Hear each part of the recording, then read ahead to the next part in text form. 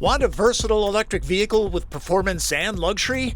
I'm auto specialist Tom Voelk for the Seattle International Auto Show, and this is the Porsche Taycan 4 Cross Turismo. No gas, no sound, just the push of instant torque.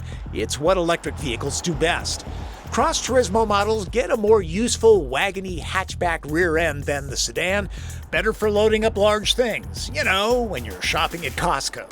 Porsche is famous for having all sorts of variants within its models. Cross Turismo 4 occupies a unique slot in the Taycan lineup. It's dual motor, by far the least expensive way to get all-wheel drive in a Porsche EV. And compared to the base Taycan sedan, which is rear drive only, this is more powerful, it's more practical, and it costs less. It starts at around $99,000, at least that includes shipping. This one is an excellent build, modestly equipped with $3,100 chalk paint, the $5,900 premium package, an $1,800 off-road design package that includes protective diffusers, plus upgraded wheels, seats, sound system, and adaptive cruise control. It comes in just under 113 large. Not bad for a Porsche. Cross Turismos only come with the larger of Porsche's battery packs, rated at 93.4 kilowatt hours. No skimping there. Its dual motor setup makes up to 469 horsepower and 368 pound-feet of torque using overboost power with launch control. Taycans use a unique rear-mounted 2-speed transmission. The controller has the feel of a steel ingot.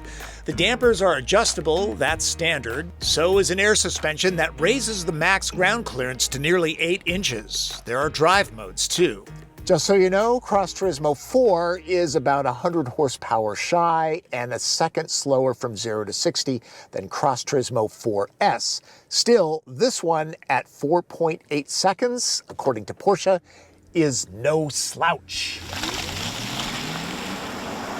Keep in mind that EVs always feel faster than they are, and Porsche underestimates its performance numbers. So this thing feels really quick.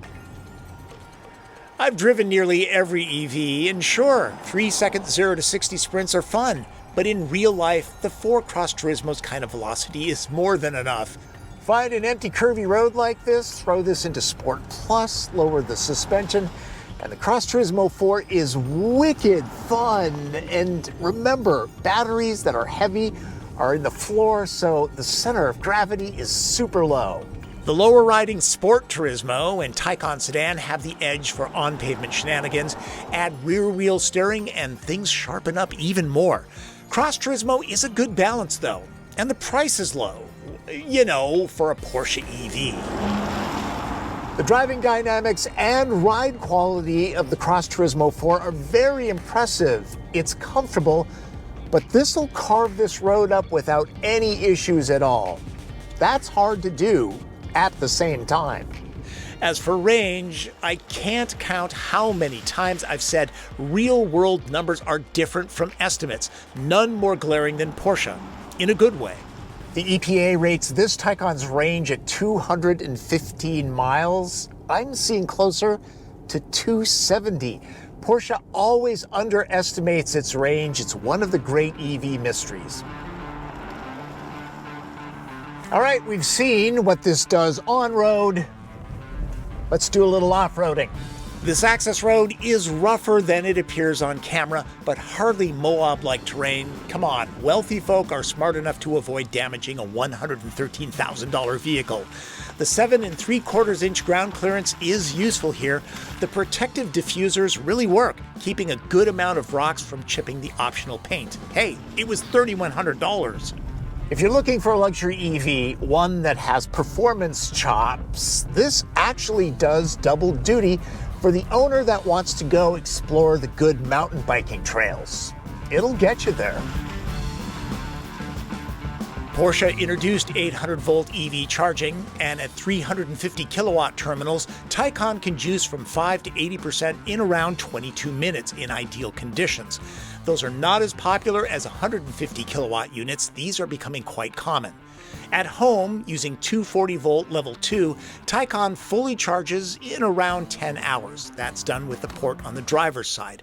I believe that EV ownership only works well when you can charge where you sleep.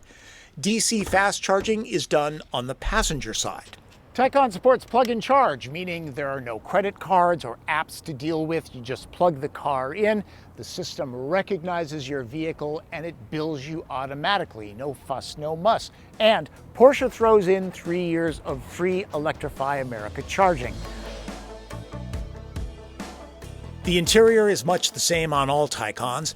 This being a Porsche, you can spend thousands of dollars upgrading it with things like colored seatbelts for $660, or a second touchscreen for the passenger that would go here. That's in the $5,300 technology package.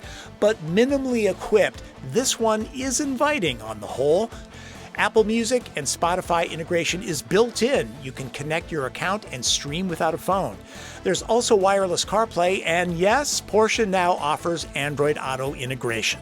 Cross Turismos have an additional 1 3/4 inches of headroom, much better than the sedan. Seating is available for 2 or 3 back here. In max cargo mode, there are 43 cubic feet to fill, about average. Seats up, Porsche's specs say the rear luggage space is increased by only 1.3 cubic feet over the sedan, or 16 cubes. It's due to German testing methods. In practice, it's much larger and usable. The Cross Turismo is a practical way to get into a Taycan, but there's no penalty when it comes to styling. It's a very handsome way to get the chores done. At the end of the day, the Cross Turismo 4 is a great way to get into a Porsche EV. No, it's not as fast as the 4S, but it's definitely quick enough. It handles really well, it's comfortable, and if you want to tackle some rough stuff, it'll do that too. Plus, there's more room in the back for the carpool gang, more cargo room. Kind of hard to beat this package. Other EVs might be less expensive, but there really is something about a Porsche that makes it worth the price of admission. And as tested, this one is the Taycan value leader. It's well worth a trip to your local Porsche showroom to check one out. For the Seattle International Auto Show, I'm Tom Voelk.